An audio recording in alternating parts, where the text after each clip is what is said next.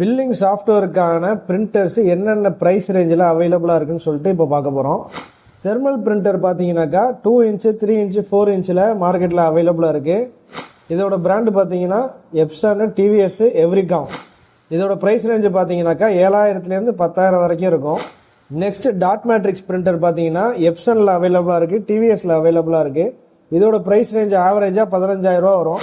அப்புறம் laser printer, ink டேங்க்கு, அப்புறம் all in one printer இதெல்லாம் பார்த்தீங்கன்னாக்கா ப்ரைஸ் ரேஞ்சு ஒரு 12லேருந்து 18 அந்த ரேஞ்சில் வரும்.